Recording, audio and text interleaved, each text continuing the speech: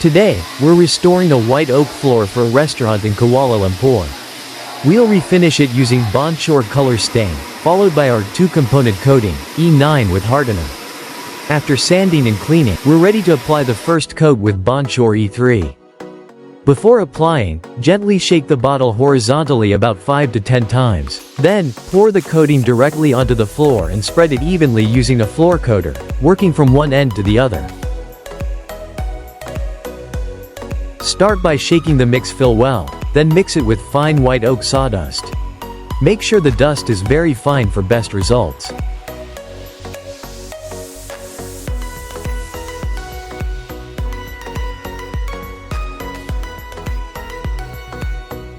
Stir thoroughly, then use a putty knife to fill all the gaps on the floor.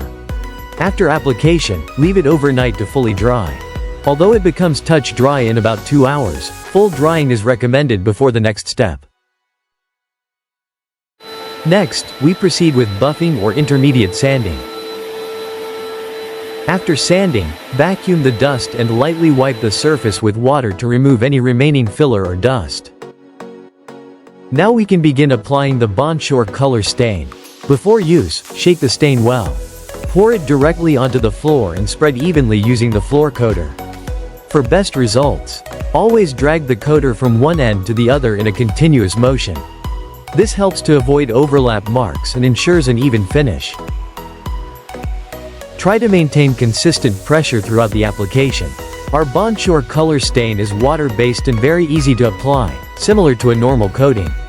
Drying time is approximately 2 hours under Malaysia's climate. After the first coat dries, we noticed the color was not dark enough, so we applied a second layer to achieve a richer tone. The process is the same. In this method, we apply a primer or first coat before applying the color stain. So what are the benefits of this method? Because there is already a sealed surface or undercoat on the wood floor. The color stain will spread more evenly. Even if the application is slightly slower, it will not easily create patchy marks. This makes the application more forgiving and helps achieve a more consistent color finish. Once fully dry, and we are satisfied with the color, we apply another layer of Bonshure E-3 over the stain. After the E-3 dries, we perform another round of buffing to ensure the surface is smooth.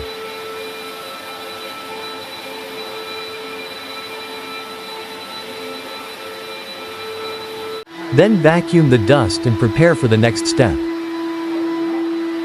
We now apply Bonshure E-3 again, this time using the trowel application method. This method allows us to clean the surface more effectively and remove any stubborn residue or uneven areas. Now let's start the finishing coat. The mixing ratio is 9.36 parts E9 to 1 part Hardener. In this case, 1 container of E9 is mixed with 2 bottles of 500 ml Hardener. After, shake the E9 and pour it into the clean container. Then shake the Hardener and remove the insert. While pouring in the Hardener, continuously stir the mixture in a circular motion. This helps prevent the Hardener from settling or sticking inside the container. After adding everything, continue stirring, circular, horizontal, and vertical motions, and make sure to scrape the bottom of the container to ensure full mixing. Stir for about 1 to 2 minutes until fully mixed.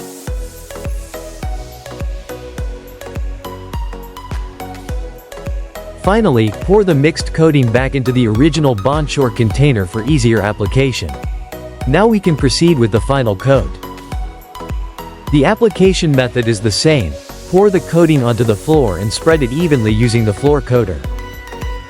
As you can see, all Bonshure water-based coatings are very easy to apply.